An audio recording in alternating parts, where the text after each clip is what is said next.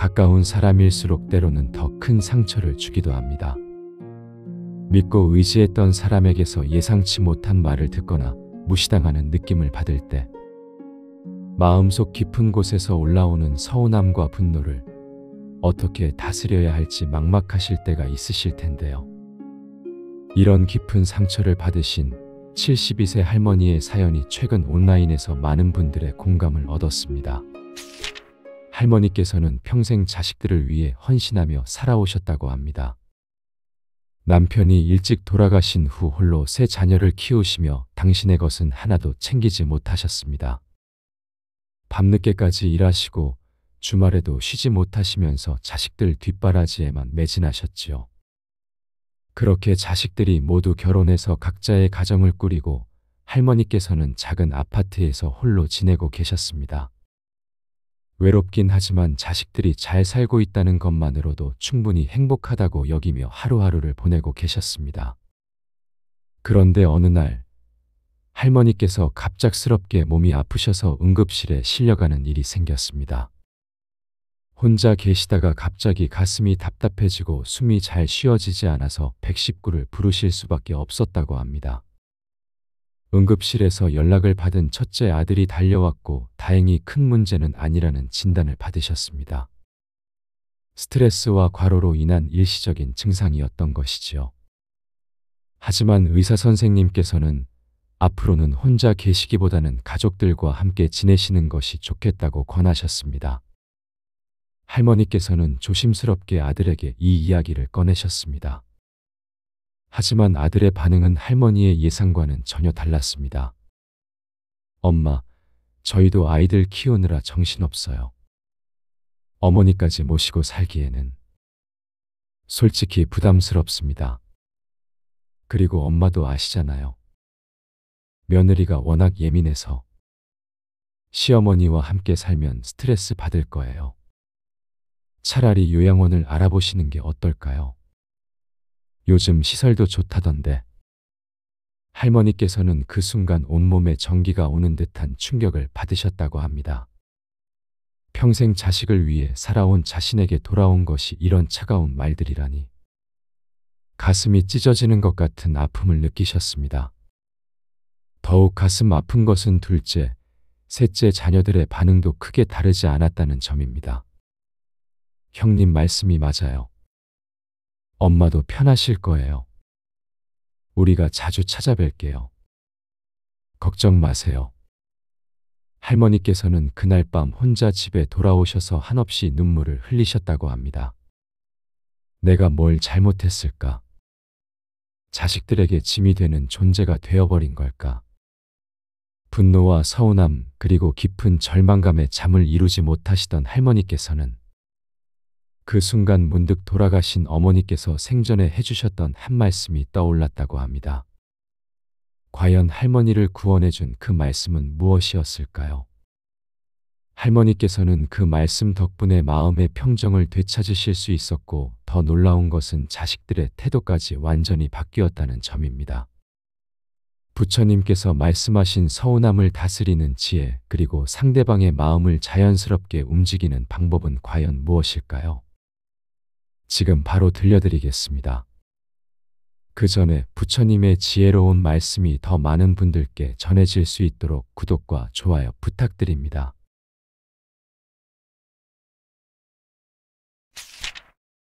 서운할 때 입 열지 말고 이렇게만 하세요. 서운한 마음이 들 때 우리는 종종 그 감정에 휩쓸려 말을 내뱉고 후회하곤 합니다. 오늘은 서운함을 지혜롭게 다스리는 방법에 대해 불교의 가르침을 통해 살펴보겠습니다. 부처님께서는 화가 날 때 입을 열면 가장 좋은 말도 나쁜 말이 된다 라고 말씀하셨습니다. 서운한 마음이 일어날 때야말로 우리의 진정한 수행이 시작되는 순간입니다. 그 순간 어떻게 대응하느냐에 따라 관계는 더욱 깊어지기도 하고 돌이킬 수 없이 멀어지기도 합니다. 첫 번째, 서운한 마음이 일어나면 먼저 그 마음을 있는 그대로 받아들여야 합니다. 부처님은 모든 감정은 구름과 같아서 잠시 머물다 지나간다 라고 하셨습니다. 서운함을 억지로 없애려 하거나 부정하려 하지 말고 그냥 지금 내가 서운해하고 있구나 하고 인정하는 것입니다. 마치 하늘에 구름이 떠가는 것을 바라보듯 내 마음의 감정도 그렇게 바라보는 것입니다. 원효 대사는 마음이 일어나는 것을 막을 수는 없지만 마음에 끌려가지 않을 수는 있다 라고 가르치셨습니다. 이는 감정 자체를 부정하는 것이 아니라 감정에 휘둘리지 않는 지혜를 말하는 것입니다. 옛말에 급할수록 돌아가라는 말이 있듯이 서운할 때일수록 성급하게 반응하지 말고 한 걸음 물러서서 바라보는 것이 중요합니다. 두 번째, 서운함의 뿌리를 깊이 살펴보아야 합니다. 부처님께서는 모든 고통의 원인은 집착에서 비롯된다 라고 말씀하셨습니다. 서운함 역시 내가 기대했던 것과 현실이 다르기 때문에 생기는 감정입니다. 저 사람이 나를 이렇게 대해줄 것이다라는 기대, 내가 이만큼 했으니 당연히 보답받아야 한다는 생각이 서운함의 씨앗이 됩니다. 진울 스님은 마음의 병은 마음으로 고쳐야 한다 라고 하셨습니다. 서운함이라는 마음의 병도 결국 내 마음에서 일어난 것이므로 내 마음을 들여다보는 것에서 치료가 시작됩니다. 옛날 우리 조상들이 콩 심은 데 콩 나고 팥 심은 데 팥 난다고 했듯이 기대를 심으면 실망이 나고 집착을 심으면 고통이 나는 법입니다. 세 번째, 상대방의 입장에서 생각해보는 자비의 마음을 키워야 합니다. 부처님은 자신을 사랑하는 만큼 남을 사랑하라 라고 가르치셨습니다. 서운함을 느끼게 한 상대방도 나와 같은 인간으로서 각자의 사정과 어려움이 있을 것입니다. 혹시 그 사람이 바쁘거나 힘든 일이 있어서 내게 소홀했을 수도 있고 아니면 내가 원하는 방식과는 다른 방식으로 관심을 표현하는 사람일 수도 있습니다. 원불교 창시자 소태산 대종사는 은혜를 모르는 것은 죄요, 원한을 품는 것은 어리석음이다 라고 하셨습니다. 상대방의 행동에만 집중하지 말고 그동안 그 사람이 내게 베풀어준 은혜와 좋았던 기억들을 떠올려 보세요. 우리 어른들이 자주 하시는 말씀처럼 사람 마음이 어디 기계냐, 늘 똑같을 수가 있나 하는 관용이 필요합니다. 네 번째, 서운한 감정을 말로 표현하기 전에 충분한 시간을 두고 기다려야 합니다. 부처님께서는 성냄은 뜨거운 숯을 손에 쥐고 남에게 던지려는 것과 같으니 먼저 자신이 화상을 입는다 라고 하셨습니다. 서운함도 마찬가지로 즉시 표현하면 나와 상대방 모두에게 상처를 줄 수 있습니다. 적어도 하루, 가능하면 사흘 정도는 마음을 가라앉히고 생각해보는 시간을 가져보세요. 퇴계 이황 선생은 마음을 다스리는 것이 몸을 다스리는 것보다 중요하다 라고 하셨습니다. 급한 마음을 참고 기다리는 것 자체가 마음 수행이 되는 것입니다.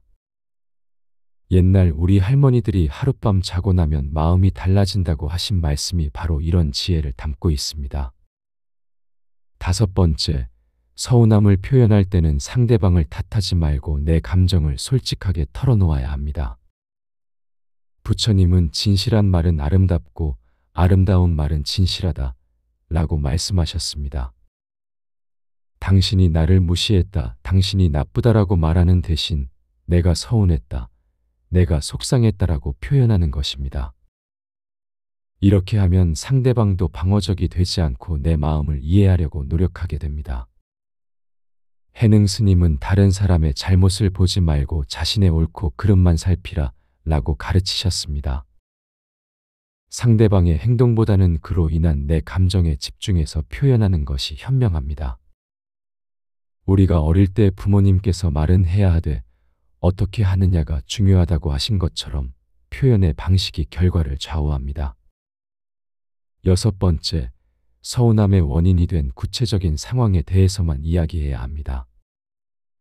부처님께서는 과거에 매달리지 말고 미래를 걱정하지 말며 현재에 머물러라 라고 하셨습니다. 서운할 때 흔히 범하는 실수가 과거의 일들까지 끄집어내어 상대방을 공격하는 것입니다.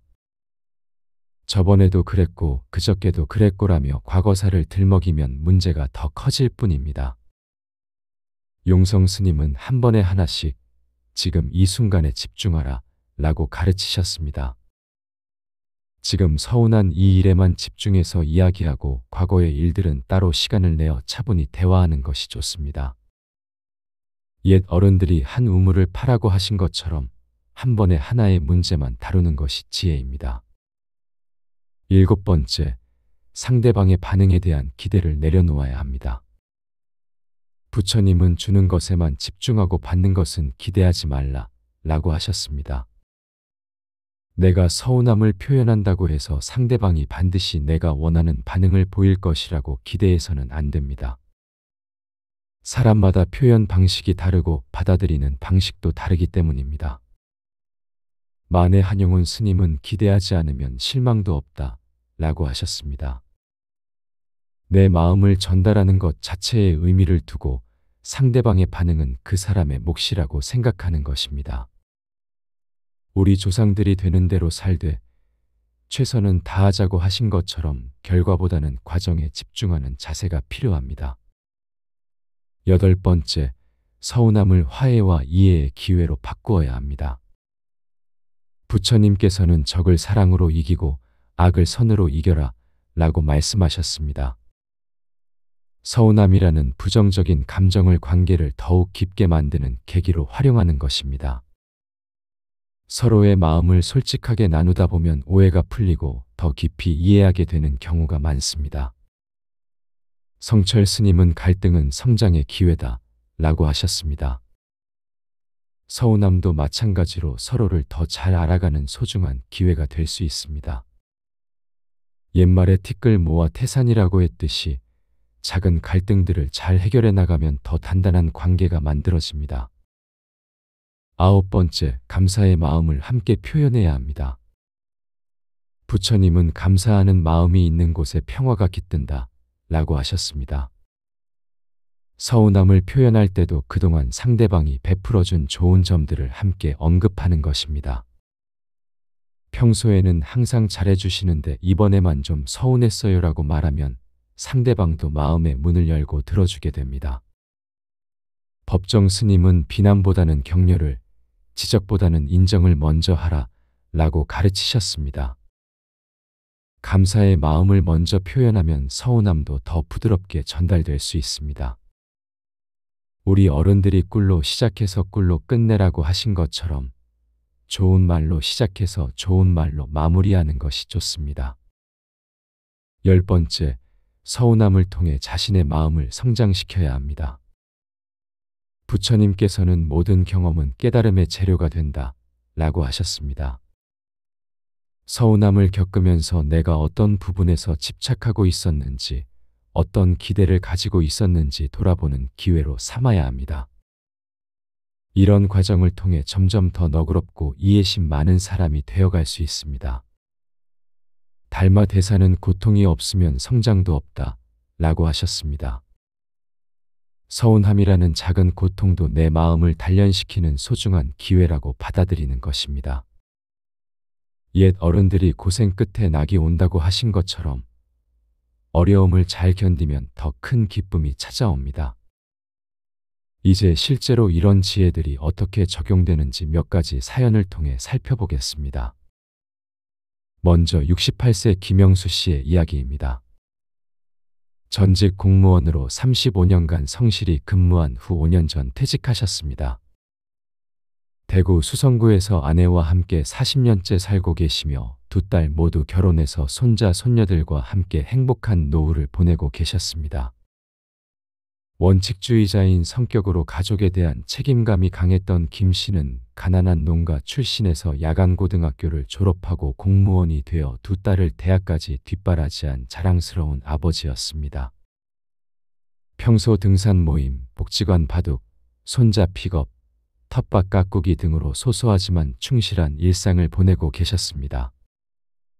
그런데 최근 장녀 부부가 심각한 경제적 어려움에 처하면서 이혼 위기까지 왔다는 소식을 들으셨습니다.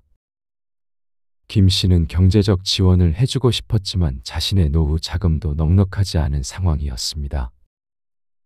더욱 속상한 것은 평소 가까웠던 장녀가 요즘 연락도 뜸하고 명절에도 얼굴을 보기 어려워졌다는 점이었습니다. 간섭하자니 부담스러워할 것 같고 방관하자니 죄책감이 들고 체면과 가족 사랑 사이에서 딜레마에 빠지셨습니다. 아내와도 의견이 달라서 무력감, 분노, 자책감, 걱정이 뒤섞인 복잡한 마음이었습니다. 어느 날 김 씨는 복지관에서 만난 친구로부터 아버지가 도와주지 않으니까 딸이 서운해하는 것 같다는 말을 듣게 되었습니다. 그 순간 김 씨의 마음에는 분노와 서운함이 동시에 밀려왔습니다. 35년간 가족을 위해 헌신했는데 이제 와서 도움을 주지 못한다고 원망받는다니. 당장 딸에게 전화를 걸어 따지고 싶은 마음이 굴뚝 같았습니다. 하지만 김 씨는 평소 다니던 절에서 들었던 스님의 법문이 떠올랐습니다. 서운한 마음이 들 때 바로 반응하지 말고 먼저 자신의 마음을 들여다보라는 가르침이었습니다. 김 씨는 며칠간 마음을 가라앉히며 딸의 입장에서 생각해 보았습니다. 경제적 어려움으로 고통받는 딸도 도와주지 못하는 자신도 모두 힘든 상황이라는 것을 깨달았습니다. 내가 기대했던 것과 현실이 다르기 때문에 서운함이 생긴 것이구나라고 자신의 마음을 돌아보았습니다. 결국 김 씨는 딸에게 먼저 연락해서 내가 힘들다는 소식을 듣고 아빠 마음이 아프다. 당장 큰 도움은 못 되지만 아빠가 할 수 있는 일이 있으면 언제든 말해라고 말했습니다. 딸은 그 말을 듣고 눈물을 흘리며 아빠, 저도 아빠한테 서운했어요. 하지만 아빠 입장도 이해해요라고 답했습니다.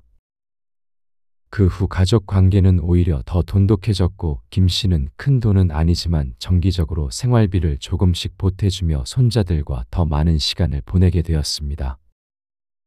지금은 매주 손자들을 돌봐주면서 딸 부부가 경제적 어려움을 극복할 수 있도록 실질적인 도움을 주고 계십니다. 다음은 72세 박순희 씨의 이야기입니다. 평생 가정주부로 살면서 세 아들을 키워낸 어머니입니다. 부산 해운대구에서 남편과 함께 45년째 살고 계시며 성격이 온화하고 참을성이 많은 분이셨습니다. 어려운 시절 남편과 함께 작은 구멍가게를 운영하며 아들들을 대학까지 보냈고 지금은 새 며느리와도 좋은 관계를 유지하며 6명의 손자, 손녀들과 행복한 시간을 보내고 계셨습니다. 평소 동네 경로당에서 친구들과 화투를 치거나 교회에서 봉사활동을 하며 소소한 기쁨을 찾고 계셨습니다. 그런데 작년 남편이 갑작스럽게 뇌졸중으로 쓰러지면서 상황이 급변했습니다. 다행히 생명에는 지장이 없었지만 거동이 불편해지면서 박 씨가 혼자 간병을 해야 하는 상황이 되었습니다. 세 아들 중 첫째와 둘째는 서울에서 직장 생활을 하고 있어서 자주 올 수 없는 상황이었고 막내 아들만 부산에 있어서 가끔씩 도움을 주고 있었습니다. 처음에는 아들들이 번갈아가며 내려와서 도움을 주었지만 시간이 지나면서 점점 발걸음이 뜸해졌습니다. 박 씨는 이해는 했지만 마음 한구석이 서운했습니다. 평생 아들들을 위해 헌신했는데 정작 자신이 힘들 때는 혼자 감당해야 하는 현실이 서글펐습니다. 특히 명절이나 생일 때도 예전처럼 자주 오지 않고 전화통화도 짧아지는 것을 보며 나이 들면 자식도 남이라는 말이 실감났습니다. 어느 날은 너무 힘들어서 큰아들에게 전화를 걸어 서운하다고 말하고 싶었지만 애들도 바쁜데 내가 짐이 되면 안 되지라는 생각에 참고만 있었습니다. 그러던 중 교회에서 만난 권사님이 부처님 말씀을 인용하며 기대를 내려놓으면 서운함도 사라진다는 이야기를 해주었습니다. 박 씨는 그 말에 깊이 공감하며 자신의 마음을 돌아보았습니다. 내가 아들들에게 너무 많은 것을 기대했구나. 각자 가정이 있고 일이 있는데라고 생각하게 되었습니다.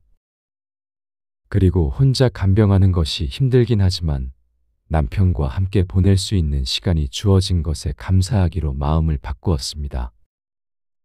박 씨는 아들들에게 서운하다고 말하는 대신 엄마가 아빠 간병하는 것이 힘들긴 하지만 너희들이 건강하고 행복하게 사는 모습 보는 것만으로도 힘이 난다고 말했습니다. 또한 가끔 전화라도 해서 안부 묻는 것만으로도 충분하다고 덧붙였습니다. 그 후 아들들이 오히려 더 자주 연락하게 되었고 번갈아가며 주말에 내려와서 도움을 주기 시작했습니다. 지금은 간병인을 구해서 박 씨의 부담을 덜어주었고 가족 모두가 더 따뜻한 관계를 유지하고 있습니다. 세 번째는 66세 이철수 씨의 이야기입니다. 평생 중학교 수학교사로 일하다가 3년 전 퇴직하신 분입니다. 서울 강남구에서 아내와 함께 살고 계시며 한 딸과 한 아들이 모두 결혼해서 독립했습니다. 성격이 꼼꼼하고 원리 원칙을 중시하는 분으로 교직 생활 38년 동안 수많은 제자들을 가르치며 보람을 느끼고 살아오셨습니다. 현재는 동네 도서관에서 중학생들에게 수학을 가르치는 봉사활동을 하며 제2의 인생을 즐기고 계셨습니다. 이 씨에게는 특별히 아끼는 제자가 한 명 있었습니다. 10년 전 가르쳤던 김민수라는 학생으로 가정 환경이 어려웠지만 수학에 뛰어난 재능을 보였던 아이였습니다. 이 씨는 민수를 개인적으로 도와주며 대학까지 진학할 수 있도록 지원했고 민수도 항상 감사의 마음을 표현하며 이 씨를 아버지처럼 따랐습니다. 민수가 대학을 졸업하고 직장에 취직한 후에도 명절마다 안부 인사를 드리고 가끔 찾아와서 근황을 전하곤 했습니다. 그런데 최근 2년 동안 민수로부터 연락이 뜸해졌습니다. 이 씨는 처음에는 바쁘겠지라고 생각했지만 명절에도 연락이 없고 답장도 오지 않자 서운한 마음이 들기 시작했습니다. 내가 그렇게 도와줬는데 이제 잘 살게 되니까 나를 잊어버리는 건가 하는 생각이 들었습니다. 어느 날 우연히 길에서 민수를 만났는데 민수가 인사도 제대로 하지 않고 급히 지나가는 모습을 보고 깊은 상처를 받았습니다. 이 씨는 며칠 동안 화가 나서 민수에게 전화를 걸어 따지고 싶은 마음이 굴뚝 같았습니다.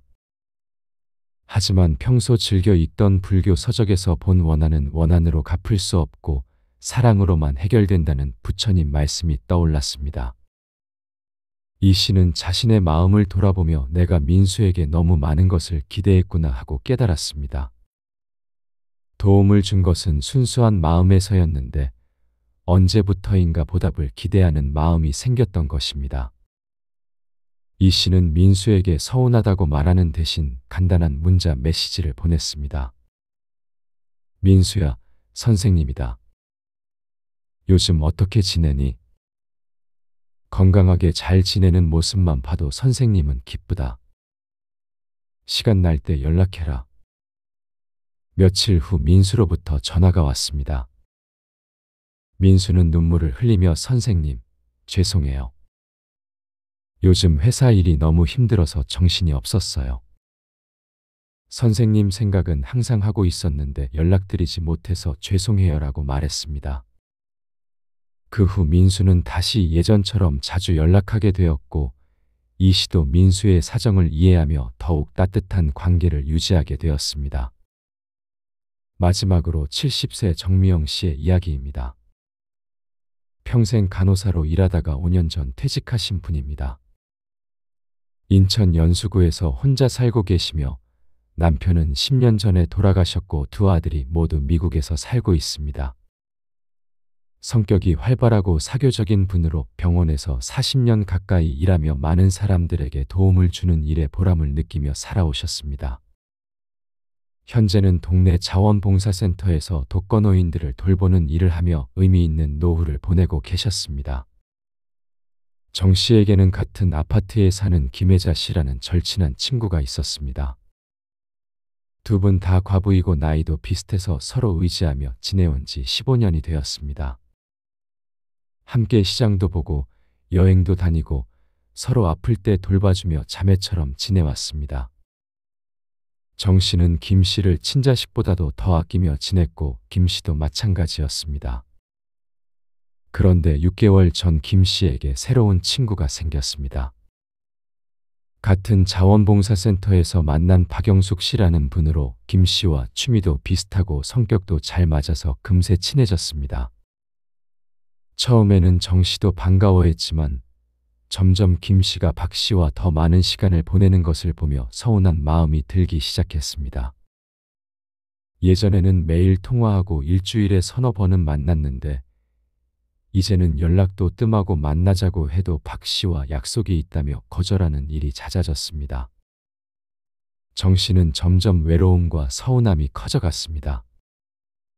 내가 15년 동안 그렇게 잘해줬는데 새로운 친구가 생기니까 나를 버리는 건가 하는 생각이 들었습니다.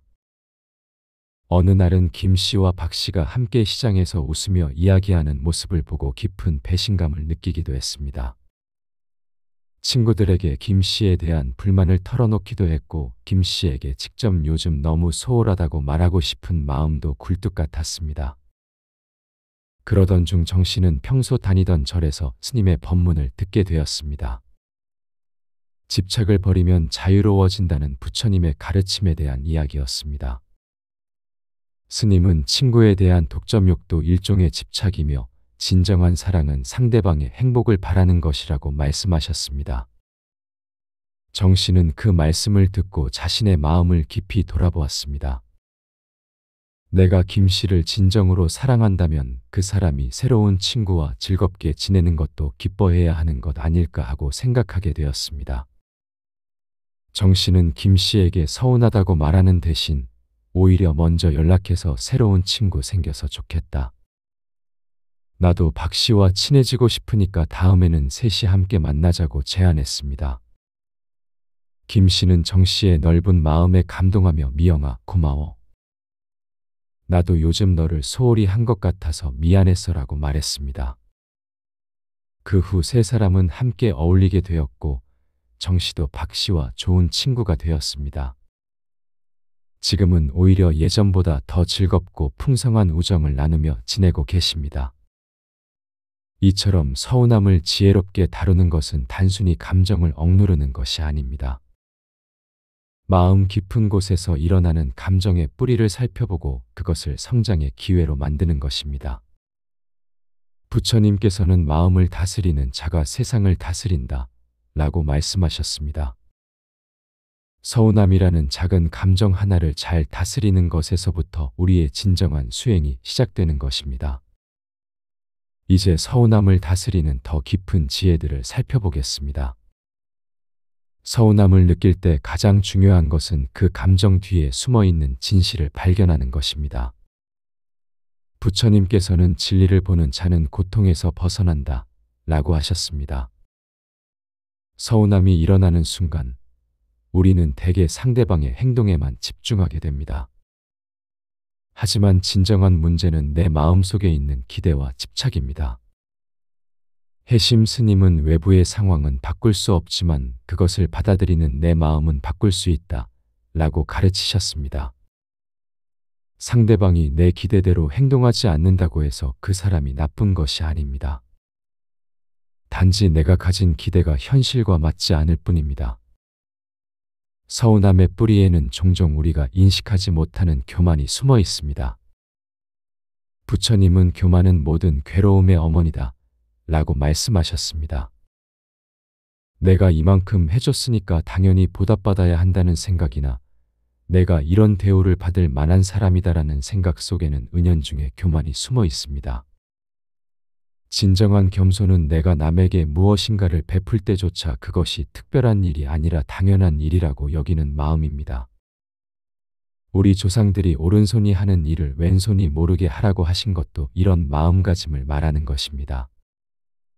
서운함을 다루는 또 다른 방법은 상대방의 처지에서 생각해보는 연민의 마음을 기르는 것입니다. 부처님께서는 모든 생명체는 행복을 원하고 고통을 싫어한다 라고 하셨습니다. 나를 서운하게 한 그 사람도 나와 똑같은 인간으로서 각자의 어려움과 한계를 가지고 살아가고 있습니다. 혹시 그 사람이 건강상의 문제가 있거나 가정에 어려운 일이 있거나 직장에서 스트레스를 받고 있을 수도 있습니다. 관세음 보살의 자비로운 마음처럼 상대방의 아픔을 이해하려고 노력하는 것 자체가 서운함을 녹이는 따뜻한 힘이 됩니다. 옛말에 사람의 마음은 밭과 같아서 가꾸는 대로 열매를 맺는다고 했듯이 원망의 씨를 뿌리면 미움이 자라고 이해의 씨를 뿌리면 사랑이 자랍니다. 서운함을 건설적으로 표현하는 방법도 중요합니다. 부처님은 마른 마음의 달이다 라고 하셨습니다. 내 마음과 상대방의 마음을 연결하는 달이 역할을 하는 것이 바로 말입니다. 서운함을 표현할 때는 상대방을 공격하는 말보다는 내 마음을 솔직하게 드러내는 말을 해야 합니다. 당신이 나를 무시했다라고 말하는 대신 내가 서운함을 느꼈다라고 표현하는 것입니다. 지혜로운 스님들이 부드러운 말은 뼈도 녹인다고 하신 것처럼 따뜻하고 진심 어린 표현은 상대방의 마음도 열게 만듭니다. 서운함을 통해 자신의 내면을 성찰하는 기회로 삼아야 합니다. 부처님께서는 자신을 아는 것이 세상을 아는 것보다 중요하다 라고 말씀하셨습니다. 서운함이 일어날 때마다 내가 왜 이런 감정을 느끼는가? 내 마음 속에 어떤 욕구와 기대가 숨어 있는가를 돌아보는 것입니다. 이런 성찰을 통해 점점 더 평온하고 지혜로운 사람이 되어갈 수 있습니다. 용성 스님은 매일 자신의 마음을 점검하는 것이 최고의 수행이라고 가르치셨습니다. 서운함이라는 작은 파도를 통해 내 마음이라는 큰 바다의 깊이를 알아가는 것입니다. 서운함을 느낄 때 감사의 마음을 되찾는 연습도 필요합니다. 부처님은 감사하는 마음은 모든 복의 근원이다 라고 하셨습니다. 서운함에 빠져 있을 때는 상대방의 부족한 점만 보이게 되지만 조금만 시각을 바꾸면 그동안 받은 은혜들이 보입니다. 가족이든 친구든 동료든 그 사람과 함께했던 좋은 기억들과 받은 도움들을 떠올려 보세요. 완벽한 사람은 없으며 서로의 부족함을 채워주며 살아가는 것이 인간관계의 본래 모습입니다. 우리 어른들이 콩 한 쪽도 나누어 먹는다고 하신 것처럼 작은 것에도 감사하는 마음이 있으면 서운함은 자연스럽게 사라집니다. 서운함을 예방하는 가장 좋은 방법은 기대를 줄이는 것입니다. 부처님께서는 기대가 적으면 실망도 적다 라고 가르치셨습니다. 이것이 냉정하거나 무관심해지라는 뜻은 아닙니다. 사랑은 하되 집착하지 말고 베풀되 보답을 기대하지 말고 관심을 갖되 간섭하지 말라는 뜻입니다. 도산 안창호 선생님이 무심한 듯 세심하게라고 하신 것처럼 겉으로는 담담해 보이지만 속으로는 깊은 관심과 사랑을 갖는 것입니다. 이런 마음가짐을 가지면 상대방도 부담스러워하지 않고 더 편안하게 다가올 수 있습니다. 서운함을 혼자 사귀지 말고 적절한 때에 표현하는 용기도 필요합니다. 부처님은 진실을 말하되 상대방이 받아들일 수 있는 방식으로 말하라 라고 하셨습니다. 서운함을 계속 참고만 있으면 결국 더 큰 폭발로 이어질 수 있습니다. 하지만 감정이 격해진 상태에서 말하면 상처만 커집니다. 마음이 평온해진 후에 상대방이 들을 수 있는 상황에서 사랑하는 마음으로 표현하는 것이 좋습니다. 해능 스님이 때를 아는 것이 지혜라고 하신 것처럼 언제 어떻게 말하느냐가 결과를 좌우합니다. 마지막으로 서운함을 통해 더 깊은 사랑을 배우는 기회로 삼아야 합니다. 부처님께서는 진정한 사랑은 상대방의 행복을 바라는 것이라고 말씀하셨습니다. 내가 원하는 방식으로 사랑받고 싶어 하는 것은 아직 미숙한 사랑입니다. 상대방이 편안해하는 방식으로 사랑을 표현하고 상대방이 행복해하는 모습을 보는 것만으로도 기뻐할 수 있는 것이 성숙한 사랑입니다. 원효 대사가 일체 중생을 내 몸처럼 여기라고 하신 것처럼 나와 남을 구분하지 않는 큰 사랑을 기르는 것이 궁극적인 목표입니다. 서운함이라는 감정은 결코 나쁜 것이 아닙니다. 그것은 우리가 상대방을 사랑하고 있다는 증거이기도 하고 더 성숙한 관계로 나아갈 수 있는 기회이기도 합니다. 부처님의 지혜로 서운함을 다스릴 때 우리는 더 평화롭고 지혜로운 사람이 되어갈 수 있습니다. 여러분도 서운한 마음이 들 때 이런 지혜들을 기억하시길 바랍니다. 그 작은 연습들이 모여서 여러분의 인생을 더욱 평안하고 행복하게 만들어줄 것입니다. 부처님의 자비로운 가르침이 여러분의 마음의 평화를 가져다 주기를 기원합니다. 서운할 때 입 열지 말고 이렇게만 하세요. 서운한 마음이 들 때 우리는 종종 그 감정에 휩쓸려 말을 내뱉고 후회하곤 합니다. 오늘은 서운함을 지혜롭게 다스리는 방법에 대해 불교의 가르침을 통해 살펴보겠습니다. 부처님께서는 화가 날 때 입을 열면 가장 좋은 말도 나쁜 말이 된다 라고 말씀하셨습니다. 서운한 마음이 일어날 때야말로 우리의 진정한 수행이 시작되는 순간입니다. 그 순간 어떻게 대응하느냐에 따라 관계는 더욱 깊어지기도 하고 돌이킬 수 없이 멀어지기도 합니다. 첫 번째, 서운한 마음이 일어나면 먼저 그 마음을 있는 그대로 받아들여야 합니다. 부처님은 모든 감정은 구름과 같아서 잠시 머물다 지나간다 라고 하셨습니다. 서운함을 억지로 없애려 하거나 부정하려 하지 말고 그냥 지금 내가 서운해하고 있구나 하고 인정하는 것입니다. 마치 하늘에 구름이 떠가는 것을 바라보듯 내 마음의 감정도 그렇게 바라보는 것입니다. 원효 대사는 마음이 일어나는 것을 막을 수는 없지만 마음에 끌려가지 않을 수는 있다 라고 가르치셨습니다. 이는 감정 자체를 부정하는 것이 아니라 감정에 휘둘리지 않는 지혜를 말하는 것입니다. 옛말에 급할수록 돌아가라는 말이 있듯이 서운할 때일수록 성급하게 반응하지 말고 한 걸음 물러서서 바라보는 것이 중요합니다. 두 번째, 서운함의 뿌리를 깊이 살펴보아야 합니다. 부처님께서는 모든 고통의 원인은 집착에서 비롯된다 라고 말씀하셨습니다. 서운함 역시 내가 기대했던 것과 현실이 다르기 때문에 생기는 감정입니다. 저 사람이 나를 이렇게 대해줄 것이다라는 기대, 내가 이만큼 했으니 당연히 보답받아야 한다는 생각이 서운함의 씨앗이 됩니다. 진울 스님은 마음의 병은 마음으로 고쳐야 한다 라고 하셨습니다. 서운함이라는 마음의 병도 결국 내 마음에서 일어난 것이므로 내 마음을 들여다보는 것에서 치료가 시작됩니다. 옛날 우리 조상들이 콩 심은 데 콩 나고 팥 심은 데 팥 난다고 했듯이 기대를 심으면 실망이 나고 집착을 심으면 고통이 나는 법입니다. 세 번째, 상대방의 입장에서 생각해보는 자비의 마음을 키워야 합니다. 부처님은 자신을 사랑하는 만큼 남을 사랑하라 라고 가르치셨습니다. 서운함을 느끼게 한 상대방도 나와 같은 인간으로서 각자의 사정과 어려움이 있을 것입니다.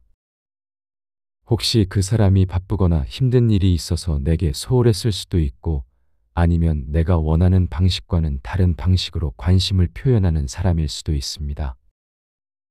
원불교 창시자 소태산 대종사는 은혜를 모르는 것은 죄요, 원한을 품는 것은 어리석음이다 라고 하셨습니다.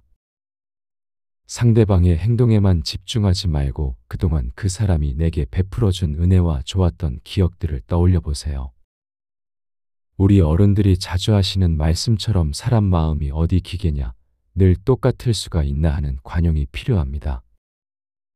네 번째, 서운한 감정을 말로 표현하기 전에 충분한 시간을 두고 기다려야 합니다. 부처님께서는 성냄은 뜨거운 숯을 손에 쥐고 남에게 던지려는 것과 같으니 먼저 자신이 화상을 입는다 라고 하셨습니다. 서운함도 마찬가지로 즉시 표현하면 나와 상대방 모두에게 상처를 줄 수 있습니다. 적어도 하루, 가능하면 사흘 정도는 마음을 가라앉히고 생각해보는 시간을 가져보세요. 퇴계 이황 선생은 마음을 다스리는 것이 몸을 다스리는 것보다 중요하다 라고 하셨습니다. 급한 마음을 참고 기다리는 것 자체가 마음 수행이 되는 것입니다. 옛날 우리 할머니들이 하룻밤 자고 나면 마음이 달라진다고 하신 말씀이 바로 이런 지혜를 담고 있습니다. 다섯 번째, 서운함을 표현할 때는 상대방을 탓하지 말고 내 감정을 솔직하게 털어놓아야 합니다. 부처님은 진실한 말은 아름답고 아름다운 말은 진실하다 라고 말씀하셨습니다. 당신이 나를 무시했다, 당신이 나쁘다라고 말하는 대신 내가 서운했다, 내가 속상했다라고 표현하는 것입니다. 이렇게 하면 상대방도 방어적이 되지 않고 내 마음을 이해하려고 노력하게 됩니다. 해능 스님은 다른 사람의 잘못을 보지 말고 자신의 옳고 그름만 살피라 라고 가르치셨습니다.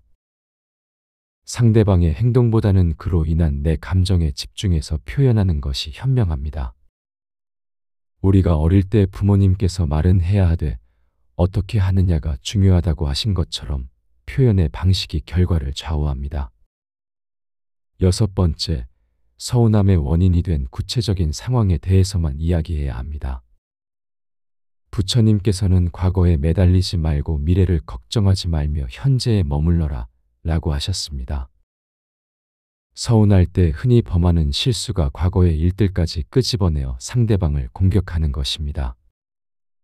저번에도 그랬고 그저께도 그랬고라며 과거사를 들먹이면 문제가 더 커질 뿐입니다.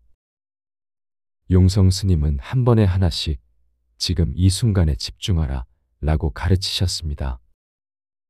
지금 서운한 이 일에만 집중해서 이야기하고 과거의 일들은 따로 시간을 내어 차분히 대화하는 것이 좋습니다. 옛 어른들이 한 우물을 파라고 하신 것처럼 한 번에 하나의 문제만 다루는 것이 지혜입니다. 일곱 번째, 상대방의 반응에 대한 기대를 내려놓아야 합니다. 부처님은 주는 것에만 집중하고 받는 것은 기대하지 말라 라고 하셨습니다. 내가 서운함을 표현한다고 해서 상대방이 반드시 내가 원하는 반응을 보일 것이라고 기대해서는 안 됩니다.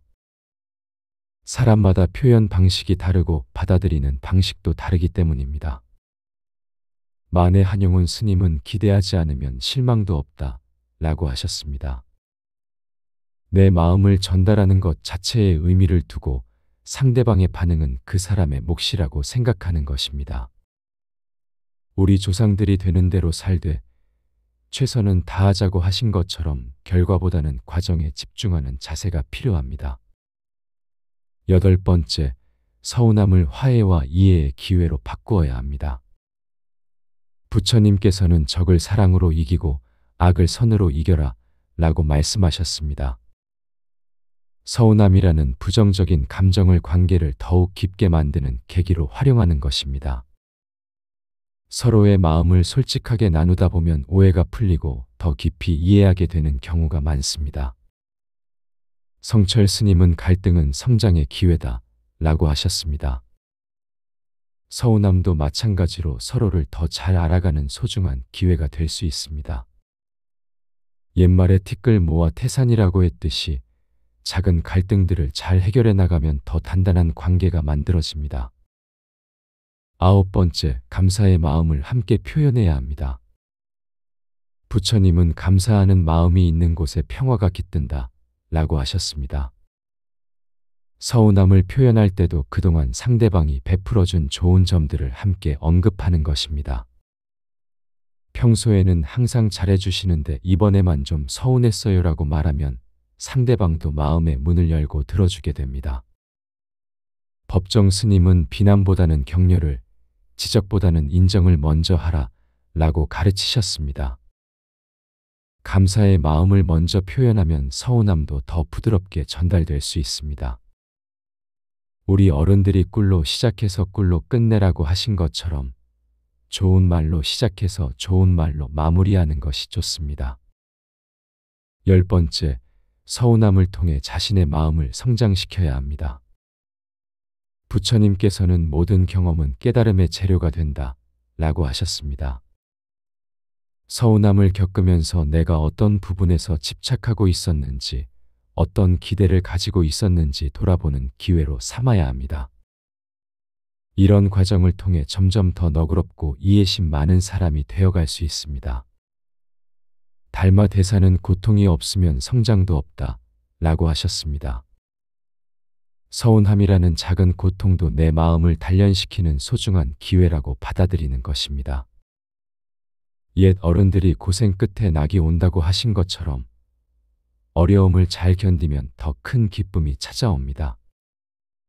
이제 실제로 이런 지혜들이 어떻게 적용되는지 몇 가지 사연을 통해 살펴보겠습니다.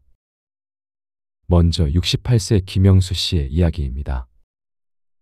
전직 공무원으로 35년간 성실히 근무한 후 5년 전 퇴직하셨습니다. 대구 수성구에서 아내와 함께 40년째 살고 계시며 두 딸 모두 결혼해서 손자, 손녀들과 함께 행복한 노후를 보내고 계셨습니다. 원칙주의자인 성격으로 가족에 대한 책임감이 강했던 김 씨는 가난한 농가 출신에서 야간고등학교를 졸업하고 공무원이 되어 두 딸을 대학까지 뒷바라지한 자랑스러운 아버지였습니다. 평소 등산 모임, 복지관 바둑, 손자 픽업, 텃밭 가꾸기 등으로 소소하지만 충실한 일상을 보내고 계셨습니다. 그런데 최근 장녀 부부가 심각한 경제적 어려움에 처하면서 이혼 위기까지 왔다는 소식을 들으셨습니다. 김 씨는 경제적 지원을 해주고 싶었지만 자신의 노후 자금도 넉넉하지 않은 상황이었습니다. 더욱 속상한 것은 평소 가까웠던 장녀가 요즘 연락도 뜸하고 명절에도 얼굴을 보기 어려워졌다는 점이었습니다. 간섭하자니 부담스러워할 것 같고 방관하자니 죄책감이 들고 체면과 가족 사랑 사이에서 딜레마에 빠지셨습니다. 아내와도 의견이 달라서 무력감, 분노, 자책감, 걱정이 뒤섞인 복잡한 마음이었습니다.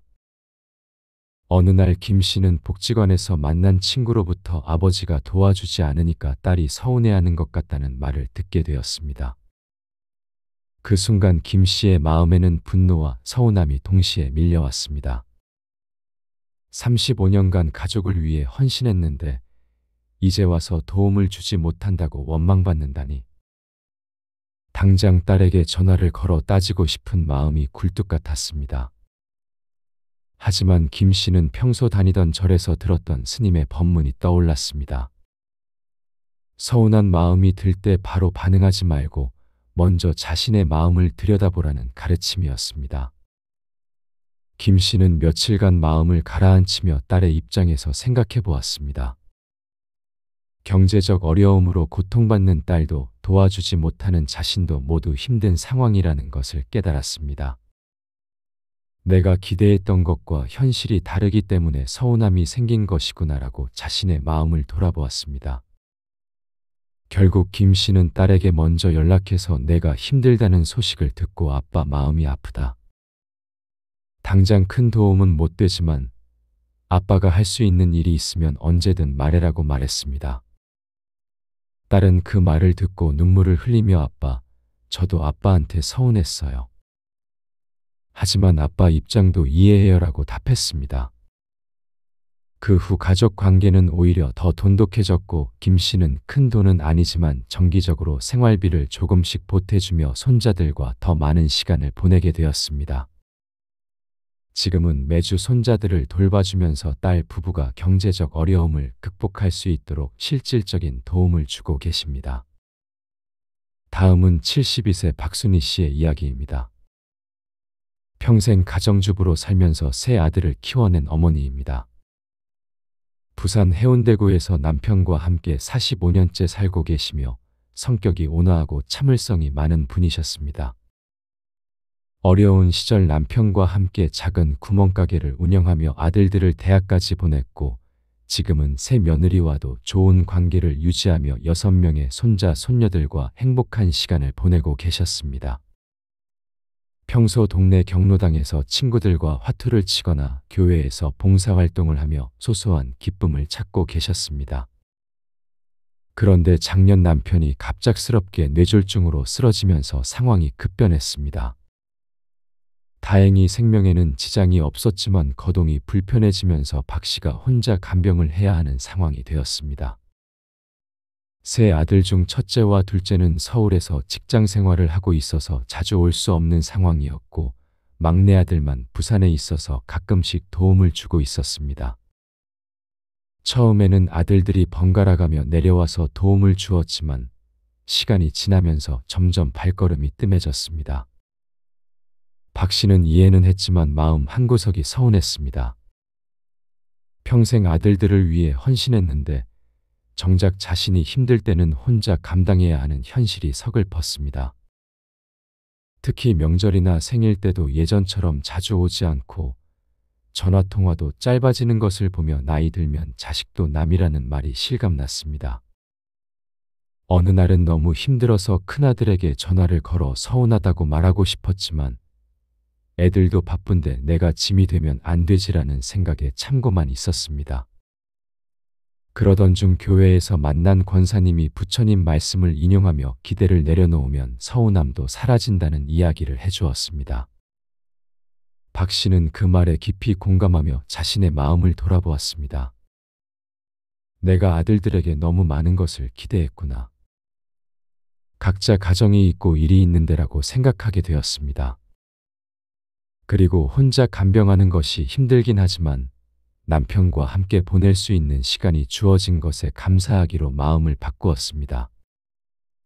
박 씨는 아들들에게 서운하다고 말하는 대신 엄마가 아빠 간병하는 것이 힘들긴 하지만 너희들이 건강하고 행복하게 사는 모습 보는 것만으로도 힘이 난다고 말했습니다.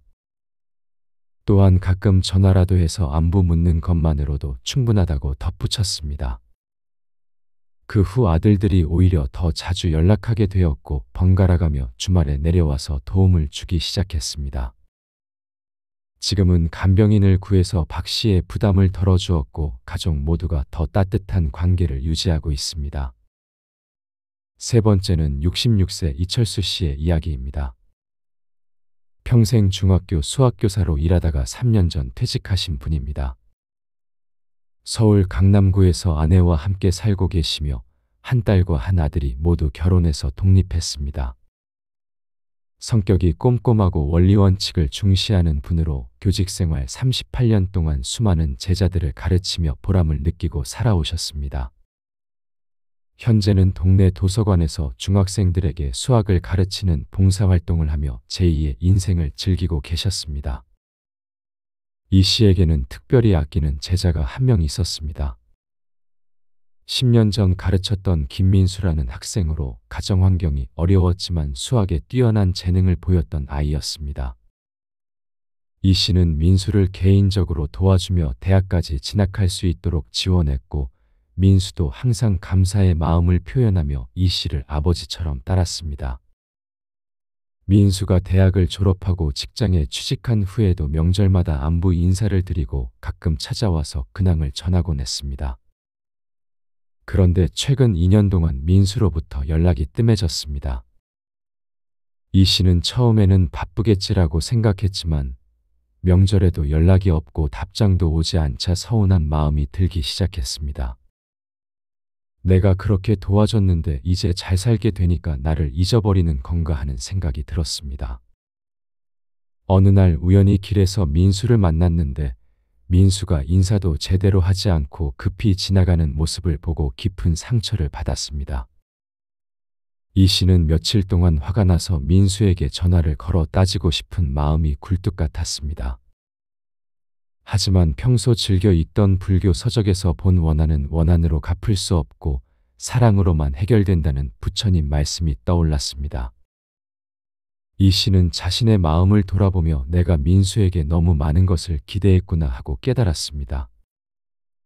도움을 준 것은 순수한 마음에서였는데 언제부터인가 보답을 기대하는 마음이 생겼던 것입니다. 이 씨는 민수에게 서운하다고 말하는 대신 간단한 문자 메시지를 보냈습니다. 민수야, 선생님이다. 요즘 어떻게 지내니? 건강하게 잘 지내는 모습만 봐도 선생님은 기쁘다. 시간 날 때 연락해라. 며칠 후 민수로부터 전화가 왔습니다. 민수는 눈물을 흘리며 선생님, 죄송해요. 요즘 회사 일이 너무 힘들어서 정신이 없었어요. 선생님 생각은 항상 하고 있었는데 연락드리지 못해서 죄송해요라고 말했습니다.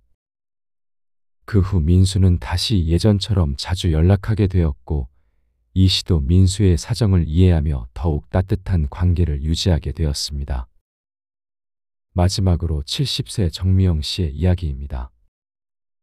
평생 간호사로 일하다가 5년 전 퇴직하신 분입니다. 인천 연수구에서 혼자 살고 계시며 남편은 10년 전에 돌아가셨고 두 아들이 모두 미국에서 살고 있습니다.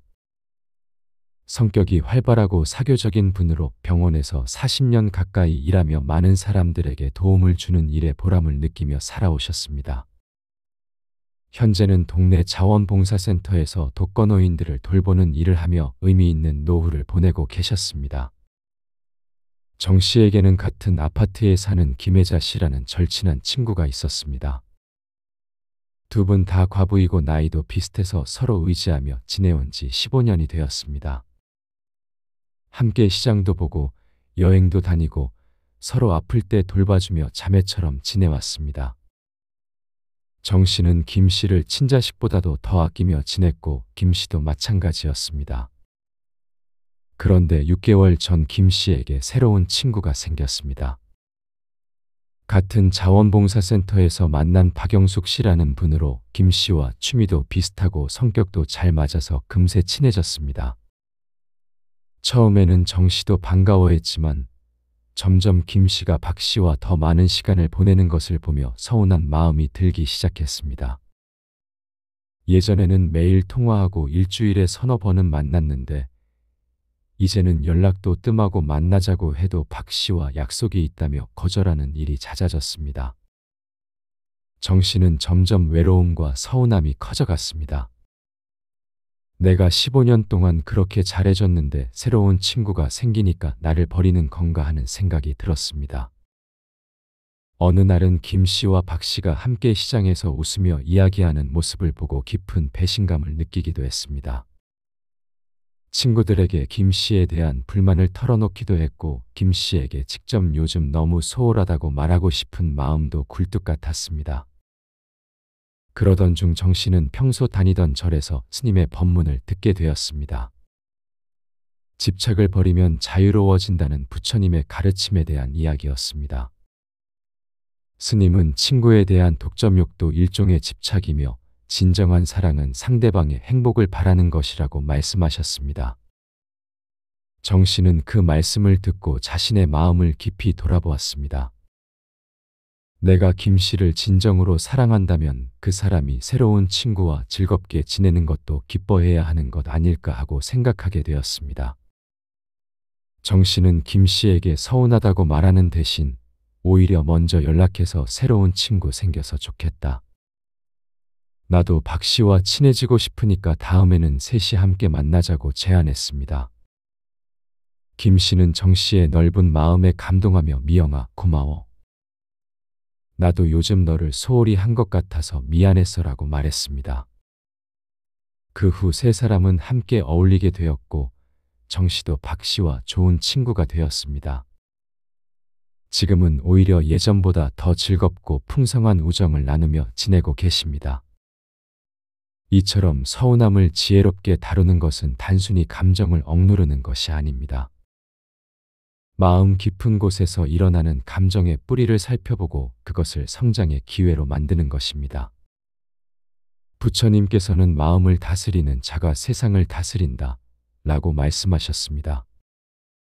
서운함이라는 작은 감정 하나를 잘 다스리는 것에서부터 우리의 진정한 수행이 시작되는 것입니다. 이제 서운함을 다스리는 더 깊은 지혜들을 살펴보겠습니다. 서운함을 느낄 때 가장 중요한 것은 그 감정 뒤에 숨어있는 진실을 발견하는 것입니다. 부처님께서는 진리를 보는 자는 고통에서 벗어난다 라고 하셨습니다. 서운함이 일어나는 순간 우리는 대개 상대방의 행동에만 집중하게 됩니다. 하지만 진정한 문제는 내 마음속에 있는 기대와 집착입니다. 해심 스님은 외부의 상황은 바꿀 수 없지만 그것을 받아들이는 내 마음은 바꿀 수 있다 라고 가르치셨습니다. 상대방이 내 기대대로 행동하지 않는다고 해서 그 사람이 나쁜 것이 아닙니다. 단지 내가 가진 기대가 현실과 맞지 않을 뿐입니다. 서운함의 뿌리에는 종종 우리가 인식하지 못하는 교만이 숨어 있습니다. 부처님은 교만은 모든 괴로움의 어머니다 라고 말씀하셨습니다. 내가 이만큼 해줬으니까 당연히 보답받아야 한다는 생각이나 내가 이런 대우를 받을 만한 사람이다라는 생각 속에는 은연중에 교만이 숨어 있습니다. 진정한 겸손은 내가 남에게 무엇인가를 베풀 때조차 그것이 특별한 일이 아니라 당연한 일이라고 여기는 마음입니다. 우리 조상들이 오른손이 하는 일을 왼손이 모르게 하라고 하신 것도 이런 마음가짐을 말하는 것입니다. 서운함을 다루는 또 다른 방법은 상대방의 처지에서 생각해보는 연민의 마음을 기르는 것입니다. 부처님께서는 모든 생명체는 행복을 원하고 고통을 싫어한다 라고 하셨습니다. 나를 서운하게 한 그 사람도 나와 똑같은 인간으로서 각자의 어려움과 한계를 가지고 살아가고 있습니다. 혹시 그 사람이 건강상의 문제가 있거나 가정에 어려운 일이 있거나 직장에서 스트레스를 받고 있을 수도 있습니다. 관세음 보살의 자비로운 마음처럼 상대방의 아픔을 이해하려고 노력하는 것 자체가 서운함을 녹이는 따뜻한 힘이 됩니다. 옛말에 사람의 마음은 밭과 같아서 가꾸는 대로 열매를 맺는다고 했듯이 원망에 씨를 뿌리면 미움이 자라고 이해에 씨를 뿌리면 사랑이 자랍니다. 서운함을 건설적으로 표현하는 방법도 중요합니다. 부처님은 마른 마음의 달이다 라고 하셨습니다. 내 마음과 상대방의 마음을 연결하는 다리 역할을 하는 것이 바로 말입니다. 서운함을 표현할 때는 상대방을 공격하는 말보다는 내 마음을 솔직하게 드러내는 말을 해야 합니다. 당신이 나를 무시했다라고 말하는 대신 내가 서운함을 느꼈다라고 표현하는 것입니다. 지혜로운 스님들이 부드러운 말은 뼈도 녹인다고 하신 것처럼 따뜻하고 진심 어린 표현은 상대방의 마음도 열게 만듭니다. 서운함을 통해 자신의 내면을 성찰하는 기회로 삼아야 합니다. 부처님께서는 자신을 아는 것이 세상을 아는 것보다 중요하다 라고 말씀하셨습니다. 서운함이 일어날 때마다 내가 왜 이런 감정을 느끼는가? 내 마음속에 어떤 욕구와 기대가 숨어 있는가를 돌아보는 것입니다. 이런 성찰을 통해 점점 더 평온하고 지혜로운 사람이 되어갈 수 있습니다. 용성 스님은 매일 자신의 마음을 점검하는 것이 최고의 수행이라고 가르치셨습니다. 서운함이라는 작은 파도를 통해 내 마음이라는 큰 바다의 깊이를 알아가는 것입니다. 서운함을 느낄 때 감사의 마음을 되찾는 연습도 필요합니다. 부처님은 감사하는 마음은 모든 복의 근원이다 라고 하셨습니다. 서운함에 빠져 있을 때는 상대방의 부족한 점만 보이게 되지만 조금만 시각을 바꾸면 그동안 받은 은혜들이 보입니다. 가족이든 친구든 동료든 그 사람과 함께했던 좋은 기억들과 받은 도움들을 떠올려 보세요. 완벽한 사람은 없으며 서로의 부족함을 채워주며 살아가는 것이 인간관계의 본래 모습입니다. 우리 어른들이 콩 한 쪽도 나누어 먹는다고 하신 것처럼 작은 것에도 감사하는 마음이 있으면 서운함은 자연스럽게 사라집니다.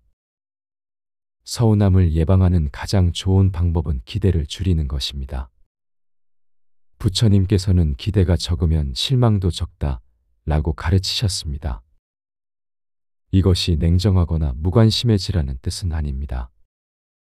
사랑은 하되 집착하지 말고 베풀되 보답을 기대하지 말고 관심을 갖되 간섭하지 말라는 뜻입니다.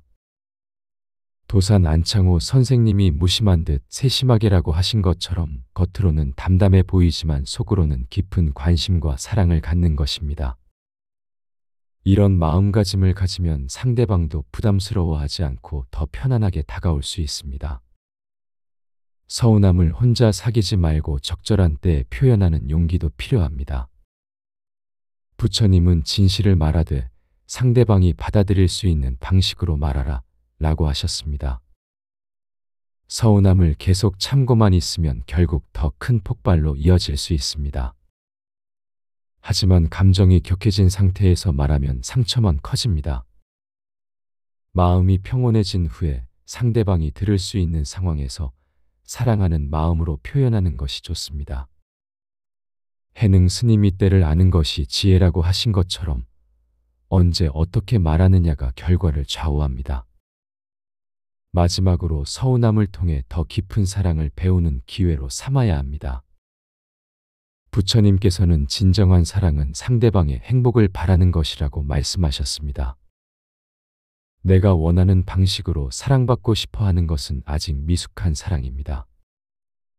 상대방이 편안해하는 방식으로 사랑을 표현하고 상대방이 행복해하는 모습을 보는 것만으로도 기뻐할 수 있는 것이 성숙한 사랑입니다. 원효 대사가 일체 중생을 내 몸처럼 여기라고 하신 것처럼 나와 남을 구분하지 않는 큰 사랑을 기르는 것이 궁극적인 목표입니다. 서운함이라는 감정은 결코 나쁜 것이 아닙니다. 그것은 우리가 상대방을 사랑하고 있다는 증거이기도 하고 더 성숙한 관계로 나아갈 수 있는 기회이기도 합니다. 부처님의 지혜로 서운함을 다스릴 때 우리는 더 평화롭고 지혜로운 사람이 되어갈 수 있습니다. 여러분도 서운한 마음이 들 때 이런 지혜들을 기억하시길 바랍니다.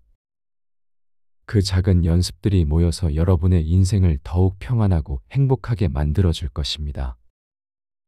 부처님의 자비로운 가르침이 여러분의 마음의 평화를 가져다 주기를 기원합니다. 서운할 때 입 열지 말고 이렇게만 하세요.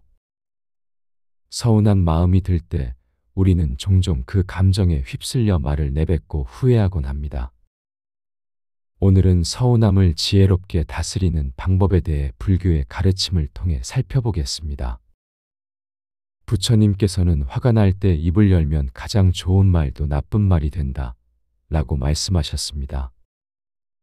서운한 마음이 일어날 때야말로 우리의 진정한 수행이 시작되는 순간입니다.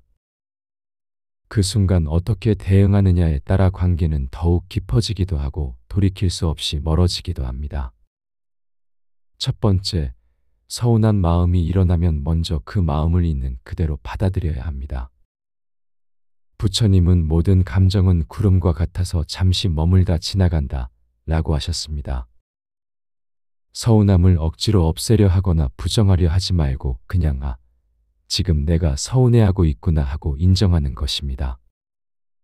마치 하늘에 구름이 떠가는 것을 바라보듯 내 마음의 감정도 그렇게 바라보는 것입니다. 원효 대사는 마음이 일어나는 것을 막을 수는 없지만 마음에 끌려가지 않을 수는 있다 라고 가르치셨습니다. 이는 감정 자체를 부정하는 것이 아니라 감정에 휘둘리지 않는 지혜를 말하는 것입니다. 옛말에 급할수록 돌아가라는 말이 있듯이 서운할 때일수록 성급하게 반응하지 말고 한 걸음 물러서서 바라보는 것이 중요합니다. 두 번째, 서운함의 뿌리를 깊이 살펴보아야 합니다. 부처님께서는 모든 고통의 원인은 집착에서 비롯된다 라고 말씀하셨습니다. 서운함 역시 내가 기대했던 것과 현실이 다르기 때문에 생기는 감정입니다. 저 사람이 나를 이렇게 대해줄 것이다라는 기대, 내가 이만큼 했으니 당연히 보답받아야 한다는 생각이 서운함의 씨앗이 됩니다. 진울 스님은 마음의 병은 마음으로 고쳐야 한다 라고 하셨습니다. 서운함이라는 마음의 병도 결국 내 마음에서 일어난 것이므로 내 마음을 들여다보는 것에서 치료가 시작됩니다. 옛날 우리 조상들이 콩 심은 데 콩 나고 팥 심은 데 팥 난다고 했듯이 기대를 심으면 실망이 나고 집착을 심으면 고통이 나는 법입니다. 세 번째, 상대방의 입장에서 생각해보는 자비의 마음을 키워야 합니다. 부처님은 자신을 사랑하는 만큼 남을 사랑하라 라고 가르치셨습니다. 서운함을 느끼게 한 상대방도 나와 같은 인간으로서 각자의 사정과 어려움이 있을 것입니다. 혹시 그 사람이 바쁘거나 힘든 일이 있어서 내게 소홀했을 수도 있고 아니면 내가 원하는 방식과는 다른 방식으로 관심을 표현하는 사람일 수도 있습니다. 원불교 창시자 소태산 대종사는 은혜를 모르는 것은 죄요, 원한을 품는 것은 어리석음이다 라고 하셨습니다. 상대방의 행동에만 집중하지 말고 그동안 그 사람이 내게 베풀어준 은혜와 좋았던 기억들을 떠올려 보세요. 우리 어른들이 자주 하시는 말씀처럼 사람 마음이 어디 기계냐, 늘 똑같을 수가 있나 하는 관용이 필요합니다. 네 번째, 서운한 감정을 말로 표현하기 전에 충분한 시간을 두고 기다려야 합니다. 부처님께서는 성냄은 뜨거운 숯을 손에 쥐고 남에게 던지려는 것과 같으니 먼저 자신이 화상을 입는다 라고 하셨습니다. 서운함도 마찬가지로 즉시 표현하면 나와 상대방 모두에게 상처를 줄 수 있습니다. 적어도 하루, 가능하면 사흘 정도는 마음을 가라앉히고 생각해보는 시간을 가져보세요. 퇴계 이황 선생은 마음을 다스리는 것이 몸을 다스리는 것보다 중요하다 라고 하셨습니다. 급한 마음을 참고 기다리는 것 자체가 마음 수행이 되는 것입니다. 옛날 우리 할머니들이 하룻밤 자고 나면 마음이 달라진다고 하신 말씀이 바로 이런 지혜를 담고 있습니다. 5번째, 서운함을 표현할 때는 상대방을 탓하지 말고 내 감정을 솔직하게 털어놓아야 합니다. 부처님은 진실한 말은 아름답고 아름다운 말은 진실하다 라고 말씀하셨습니다. 당신이 나를 무시했다, 당신이 나쁘다라고 말하는 대신 내가 서운했다, 내가 속상했다라고 표현하는 것입니다. 이렇게 하면 상대방도 방어적이 되지 않고 내 마음을 이해하려고 노력하게 됩니다. 해능 스님은 다른 사람의 잘못을 보지 말고 자신의 옳고 그름만 살피라 라고 가르치셨습니다. 상대방의 행동보다는 그로 인한 내 감정에 집중해서 표현하는 것이 현명합니다. 우리가 어릴 때 부모님께서 말은 해야 하되 어떻게 하느냐가 중요하다고 하신 것처럼 표현의 방식이 결과를 좌우합니다. 6번째, 서운함의 원인이 된 구체적인 상황에 대해서만 이야기해야 합니다. 부처님께서는 과거에 매달리지 말고 미래를 걱정하지 말며 현재에 머물러라 라고 하셨습니다. 서운할 때 흔히 범하는 실수가 과거의 일들까지 끄집어내어 상대방을 공격하는 것입니다. 저번에도 그랬고 그저께도 그랬고라며 과거사를 들먹이면 문제가 더 커질 뿐입니다. 용성 스님은 한 번에 하나씩 지금 이 순간에 집중하라 라고 가르치셨습니다. 지금 서운한 이 일에만 집중해서 이야기하고 과거의 일들은 따로 시간을 내어 차분히 대화하는 것이 좋습니다. 옛 어른들이 한 우물을 파라고 하신 것처럼 한 번에 하나의 문제만 다루는 것이 지혜입니다. 7번째, 상대방의 반응에 대한 기대를 내려놓아야 합니다. 부처님은 주는 것에만 집중하고 받는 것은 기대하지 말라 라고 하셨습니다. 내가 서운함을 표현한다고 해서 상대방이 반드시 내가 원하는 반응을 보일 것이라고 기대해서는 안 됩니다. 사람마다 표현 방식이 다르고 받아들이는 방식도 다르기 때문입니다. 만해 한용운 스님은 기대하지 않으면 실망도 없다 라고 하셨습니다. 내 마음을 전달하는 것 자체의 의미를 두고 상대방의 반응은 그 사람의 몫이라고 생각하는 것입니다.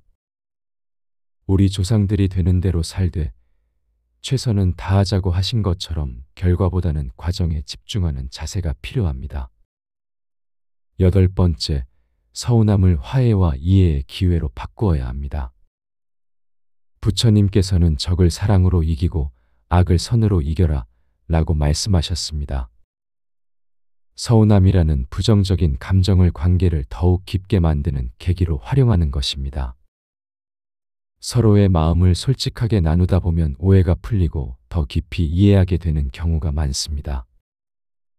성철 스님은 갈등은 성장의 기회다 라고 하셨습니다. 서운함도 마찬가지로 서로를 더 잘 알아가는 소중한 기회가 될 수 있습니다. 옛말에 티끌 모아 태산이라고 했듯이 작은 갈등들을 잘 해결해 나가면 더 단단한 관계가 만들어집니다.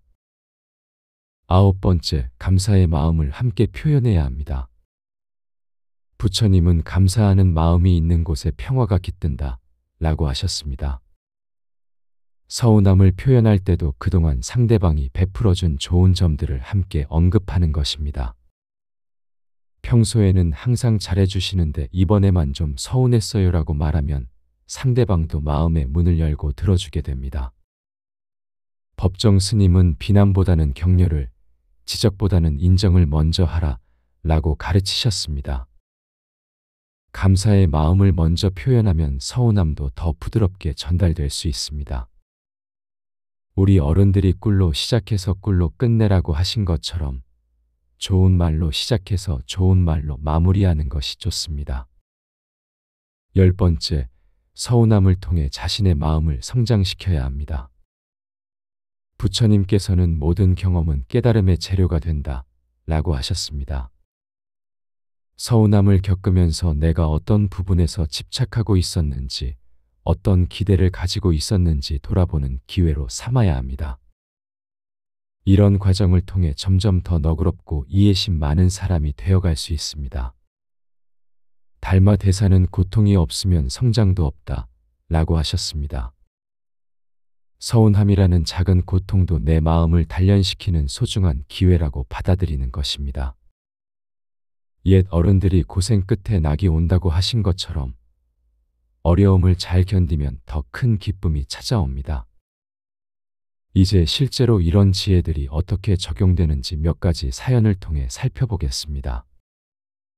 먼저 68세 김영수 씨의 이야기입니다.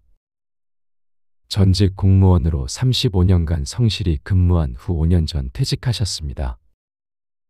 대구 수성구에서 아내와 함께 40년째 살고 계시며 두 딸 모두 결혼해서 손자, 손녀들과 함께 행복한 노후를 보내고 계셨습니다. 원칙주의자인 성격으로 가족에 대한 책임감이 강했던 김 씨는 가난한 농가 출신에서 야간고등학교를 졸업하고 공무원이 되어 두 딸을 대학까지 뒷바라지한 자랑스러운 아버지였습니다. 평소 등산 모임, 복지관 바둑, 손자 픽업, 텃밭 가꾸기 등으로 소소하지만 충실한 일상을 보내고 계셨습니다. 그런데 최근 장녀 부부가 심각한 경제적 어려움에 처하면서 이혼 위기까지 왔다는 소식을 들으셨습니다. 김 씨는 경제적 지원을 해주고 싶었지만 자신의 노후 자금도 넉넉하지 않은 상황이었습니다. 더욱 속상한 것은 평소 가까웠던 장녀가 요즘 연락도 뜸하고 명절에도 얼굴을 보기 어려워졌다는 점이었습니다.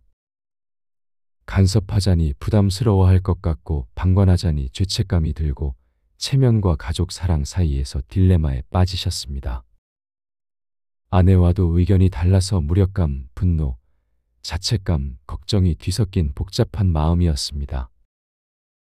어느 날 김 씨는 복지관에서 만난 친구로부터 아버지가 도와주지 않으니까 딸이 서운해하는 것 같다는 말을 듣게 되었습니다. 그 순간 김 씨의 마음에는 분노와 서운함이 동시에 밀려왔습니다. 35년간 가족을 위해 헌신했는데 이제 와서 도움을 주지 못한다고 원망받는다니. 당장 딸에게 전화를 걸어 따지고 싶은 마음이 굴뚝 같았습니다. 하지만 김 씨는 평소 다니던 절에서 들었던 스님의 법문이 떠올랐습니다. 서운한 마음이 들 때 바로 반응하지 말고 먼저 자신의 마음을 들여다보라는 가르침이었습니다. 김 씨는 며칠간 마음을 가라앉히며 딸의 입장에서 생각해 보았습니다. 경제적 어려움으로 고통받는 딸도 도와주지 못하는 자신도 모두 힘든 상황이라는 것을 깨달았습니다. 내가 기대했던 것과 현실이 다르기 때문에 서운함이 생긴 것이구나라고 자신의 마음을 돌아보았습니다. 결국 김 씨는 딸에게 먼저 연락해서 내가 힘들다는 소식을 듣고 아빠 마음이 아프다. 당장 큰 도움은 못 되지만 아빠가 할 수 있는 일이 있으면 언제든 말해라고 말했습니다. 딸은 그 말을 듣고 눈물을 흘리며 아빠, 저도 아빠한테 서운했어요. 하지만 아빠 입장도 이해해요라고 답했습니다. 그 후 가족 관계는 오히려 더 돈독해졌고 김 씨는 큰 돈은 아니지만 정기적으로 생활비를 조금씩 보태주며 손자들과 더 많은 시간을 보내게 되었습니다. 지금은 매주 손자들을 돌봐주면서 딸 부부가 경제적 어려움을 극복할 수 있도록 실질적인 도움을 주고 계십니다. 다음은 72세 박순희 씨의 이야기입니다. 평생 가정주부로 살면서 세 아들을 키워낸 어머니입니다. 부산 해운대구에서 남편과 함께 45년째 살고 계시며 성격이 온화하고 참을성이 많은 분이셨습니다. 어려운 시절 남편과 함께 작은 구멍가게를 운영하며 아들들을 대학까지 보냈고 지금은 새 며느리와도 좋은 관계를 유지하며 6명의 손자, 손녀들과 행복한 시간을 보내고 계셨습니다. 평소 동네 경로당에서 친구들과 화투를 치거나 교회에서 봉사활동을 하며 소소한 기쁨을 찾고 계셨습니다. 그런데 작년 남편이 갑작스럽게 뇌졸중으로 쓰러지면서 상황이 급변했습니다. 다행히 생명에는 지장이 없었지만 거동이 불편해지면서 박 씨가 혼자 간병을 해야 하는 상황이 되었습니다. 세 아들 중 첫째와 둘째는 서울에서 직장 생활을 하고 있어서 자주 올 수 없는 상황이었고 막내 아들만 부산에 있어서 가끔씩 도움을 주고 있었습니다. 처음에는 아들들이 번갈아가며 내려와서 도움을 주었지만 시간이 지나면서 점점 발걸음이 뜸해졌습니다. 박 씨는 이해는 했지만 마음 한구석이 서운했습니다. 평생 아들들을 위해 헌신했는데 정작 자신이 힘들 때는 혼자 감당해야 하는 현실이 서글펐습니다. 특히 명절이나 생일 때도 예전처럼 자주 오지 않고 전화통화도 짧아지는 것을 보며 나이 들면 자식도 남이라는 말이 실감났습니다. 어느 날은 너무 힘들어서 큰아들에게 전화를 걸어 서운하다고 말하고 싶었지만 애들도 바쁜데 내가 짐이 되면 안 되지라는 생각에 참고만 있었습니다. 그러던 중 교회에서 만난 권사님이 부처님 말씀을 인용하며 기대를 내려놓으면 서운함도 사라진다는 이야기를 해주었습니다. 박 씨는 그 말에 깊이 공감하며 자신의 마음을 돌아보았습니다. 내가 아들들에게 너무 많은 것을 기대했구나. 각자 가정이 있고 일이 있는데라고 생각하게 되었습니다. 그리고 혼자 간병하는 것이 힘들긴 하지만 남편과 함께 보낼 수 있는 시간이 주어진 것에 감사하기로 마음을 바꾸었습니다. 박 씨는 아들들에게 서운하다고 말하는 대신 엄마가 아빠 간병하는 것이 힘들긴 하지만 너희들이 건강하고 행복하게 사는 모습 보는 것만으로도 힘이 난다고 말했습니다. 또한 가끔 전화라도 해서 안부 묻는 것만으로도 충분하다고 덧붙였습니다. 그 후 아들들이 오히려 더 자주 연락하게 되었고 번갈아가며 주말에 내려와서 도움을 주기 시작했습니다. 지금은 간병인을 구해서 박 씨의 부담을 덜어주었고 가족 모두가 더 따뜻한 관계를 유지하고 있습니다. 세 번째는 66세 이철수 씨의 이야기입니다. 평생 중학교 수학교사로 일하다가 3년 전 퇴직하신 분입니다. 서울 강남구에서 아내와 함께 살고 계시며 한 딸과 한 아들이 모두 결혼해서 독립했습니다. 성격이 꼼꼼하고 원리 원칙을 중시하는 분으로 교직 생활 38년 동안 수많은 제자들을 가르치며 보람을 느끼고 살아오셨습니다. 현재는 동네 도서관에서 중학생들에게 수학을 가르치는 봉사활동을 하며 제2의 인생을 즐기고 계셨습니다. 이 씨에게는 특별히 아끼는 제자가 한 명 있었습니다. 10년 전 가르쳤던 김민수라는 학생으로 가정 환경이 어려웠지만 수학에 뛰어난 재능을 보였던 아이였습니다. 이 씨는 민수를 개인적으로 도와주며 대학까지 진학할 수 있도록 지원했고 민수도 항상 감사의 마음을 표현하며 이 씨를 아버지처럼 따랐습니다. 민수가 대학을 졸업하고 직장에 취직한 후에도 명절마다 안부 인사를 드리고 가끔 찾아와서 근황을 전하곤 했습니다. 그런데 최근 2년 동안 민수로부터 연락이 뜸해졌습니다. 이 씨는 처음에는 바쁘겠지라고 생각했지만 명절에도 연락이 없고 답장도 오지 않자 서운한 마음이 들기 시작했습니다. 내가 그렇게 도와줬는데 이제 잘 살게 되니까 나를 잊어버리는 건가 하는 생각이 들었습니다. 어느 날 우연히 길에서 민수를 만났는데 민수가 인사도 제대로 하지 않고 급히 지나가는 모습을 보고 깊은 상처를 받았습니다. 이 씨는 며칠 동안 화가 나서 민수에게 전화를 걸어 따지고 싶은 마음이 굴뚝 같았습니다. 하지만 평소 즐겨 읽던 불교 서적에서 본 원한은 원한으로 갚을 수 없고 사랑으로만 해결된다는 부처님 말씀이 떠올랐습니다. 이 씨는 자신의 마음을 돌아보며 내가 민수에게 너무 많은 것을 기대했구나 하고 깨달았습니다. 도움을 준 것은 순수한 마음에서였는데 언제부터인가 보답을 기대하는 마음이 생겼던 것입니다. 이 씨는 민수에게 서운하다고 말하는 대신 간단한 문자 메시지를 보냈습니다. 민수야, 선생님이다. 요즘 어떻게 지내니? 건강하게 잘 지내는 모습만 봐도 선생님은 기쁘다. 시간 날 때 연락해라. 며칠 후 민수로부터 전화가 왔습니다. 민수는 눈물을 흘리며 선생님, 죄송해요. 요즘 회사 일이 너무 힘들어서 정신이 없었어요. 선생님 생각은 항상 하고 있었는데 연락드리지 못해서 죄송해요라고 말했습니다. 그 후 민수는 다시 예전처럼 자주 연락하게 되었고 이 씨도 민수의 사정을 이해하며 더욱 따뜻한 관계를 유지하게 되었습니다.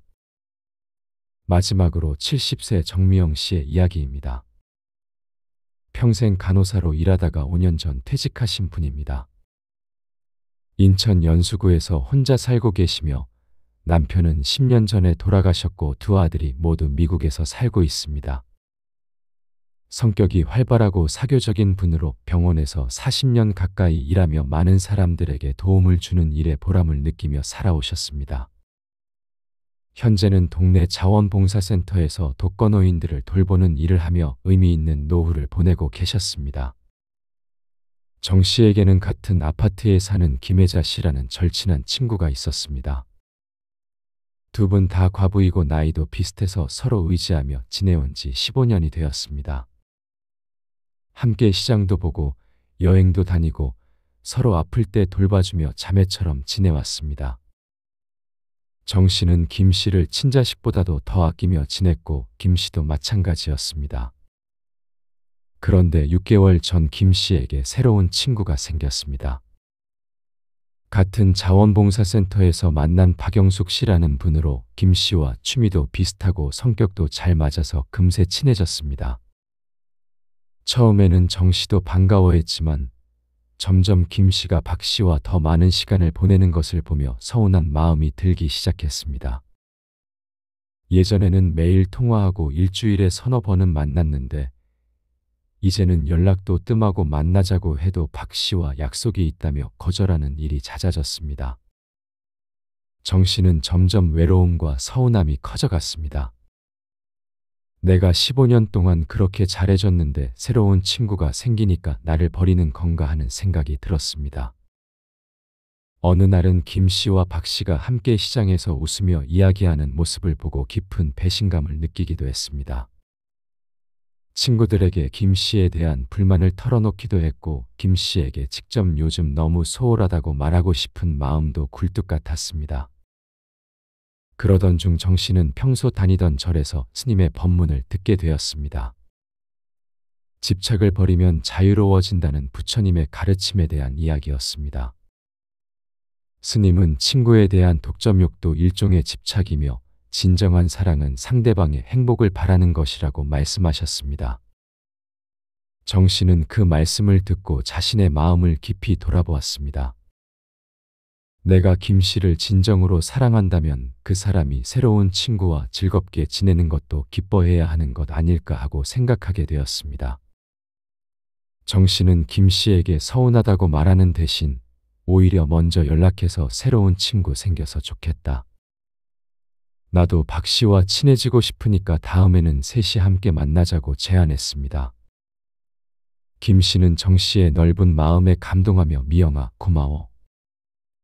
나도 요즘 너를 소홀히 한 것 같아서 미안했어라고 말했습니다. 그 후 세 사람은 함께 어울리게 되었고 정 씨도 박 씨와 좋은 친구가 되었습니다. 지금은 오히려 예전보다 더 즐겁고 풍성한 우정을 나누며 지내고 계십니다. 이처럼 서운함을 지혜롭게 다루는 것은 단순히 감정을 억누르는 것이 아닙니다. 마음 깊은 곳에서 일어나는 감정의 뿌리를 살펴보고 그것을 성장의 기회로 만드는 것입니다. 부처님께서는 마음을 다스리는 자가 세상을 다스린다 라고 말씀하셨습니다. 서운함이라는 작은 감정 하나를 잘 다스리는 것에서부터 우리의 진정한 수행이 시작되는 것입니다. 이제 서운함을 다스리는 더 깊은 지혜들을 살펴보겠습니다. 서운함을 느낄 때 가장 중요한 것은 그 감정 뒤에 숨어있는 진실을 발견하는 것입니다. 부처님께서는 진리를 보는 자는 고통에서 벗어난다 라고 하셨습니다. 서운함이 일어나는 순간 우리는 대개 상대방의 행동에만 집중하게 됩니다. 하지만 진정한 문제는 내 마음속에 있는 기대와 집착입니다.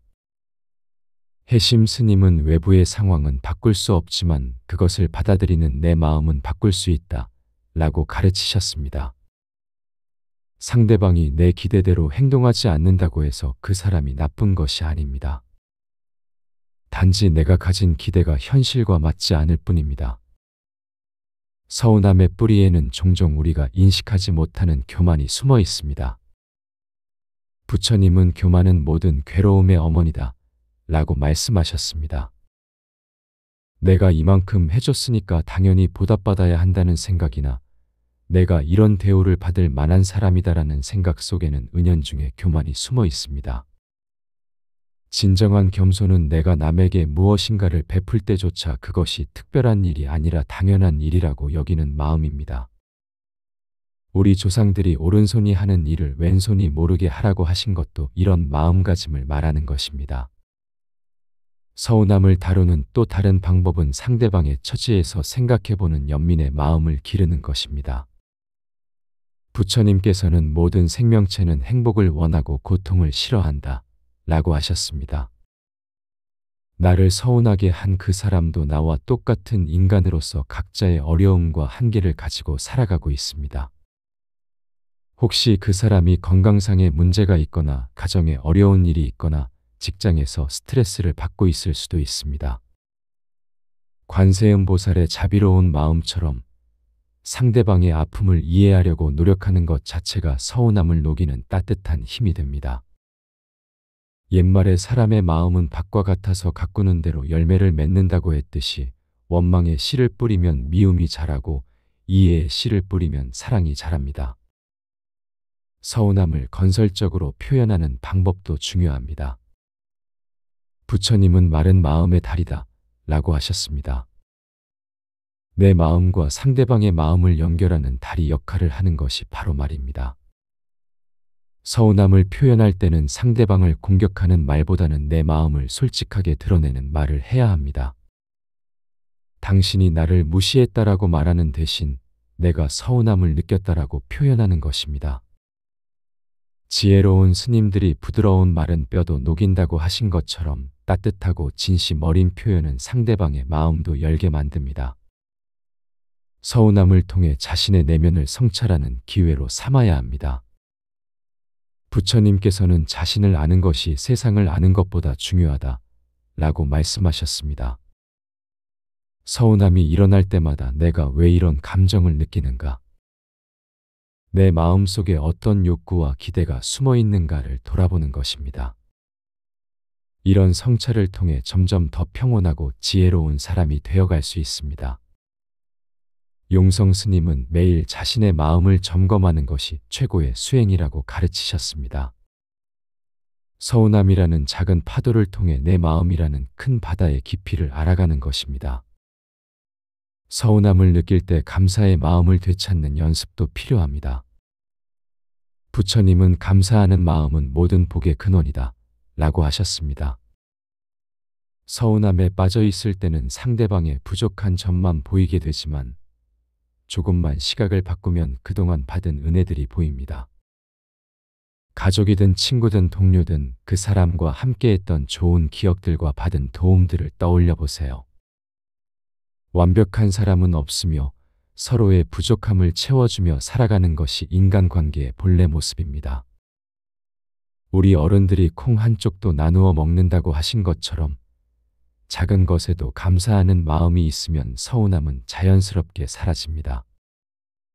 서운함을 예방하는 가장 좋은 방법은 기대를 줄이는 것입니다. 부처님께서는 기대가 적으면 실망도 적다 라고 가르치셨습니다. 이것이 냉정하거나 무관심해지라는 뜻은 아닙니다. 사랑은 하되 집착하지 말고 베풀되 보답을 기대하지 말고 관심을 갖되 간섭하지 말라는 뜻입니다. 도산 안창호 선생님이 무심한 듯 세심하게라고 하신 것처럼 겉으로는 담담해 보이지만 속으로는 깊은 관심과 사랑을 갖는 것입니다. 이런 마음가짐을 가지면 상대방도 부담스러워하지 않고 더 편안하게 다가올 수 있습니다. 서운함을 혼자 사귀지 말고 적절한 때에 표현하는 용기도 필요합니다. 부처님은 진실을 말하되 상대방이 받아들일 수 있는 방식으로 말하라 라고 하셨습니다. 서운함을 계속 참고만 있으면 결국 더 큰 폭발로 이어질 수 있습니다. 하지만 감정이 격해진 상태에서 말하면 상처만 커집니다. 마음이 평온해진 후에 상대방이 들을 수 있는 상황에서 사랑하는 마음으로 표현하는 것이 좋습니다. 해능 스님이 때를 아는 것이 지혜라고 하신 것처럼 언제 어떻게 말하느냐가 결과를 좌우합니다. 마지막으로 서운함을 통해 더 깊은 사랑을 배우는 기회로 삼아야 합니다. 부처님께서는 진정한 사랑은 상대방의 행복을 바라는 것이라고 말씀하셨습니다. 내가 원하는 방식으로 사랑받고 싶어 하는 것은 아직 미숙한 사랑입니다. 상대방이 편안해하는 방식으로 사랑을 표현하고 상대방이 행복해하는 모습을 보는 것만으로도 기뻐할 수 있는 것이 성숙한 사랑입니다. 원효 대사가 일체 중생을 내 몸처럼 여기라고 하신 것처럼 나와 남을 구분하지 않는 큰 사랑을 기르는 것이 궁극적인 목표입니다. 서운함이라는 감정은 결코 나쁜 것이 아닙니다. 그것은 우리가 상대방을 사랑하고 있다는 증거이기도 하고 더 성숙한 관계로 나아갈 수 있는 기회이기도 합니다. 부처님의 지혜로 서운함을 다스릴 때 우리는 더 평화롭고 지혜로운 사람이 되어갈 수 있습니다. 여러분도 서운한 마음이 들 때 이런 지혜들을 기억하시길 바랍니다. 그 작은 연습들이 모여서 여러분의 인생을 더욱 평안하고 행복하게 만들어줄 것입니다.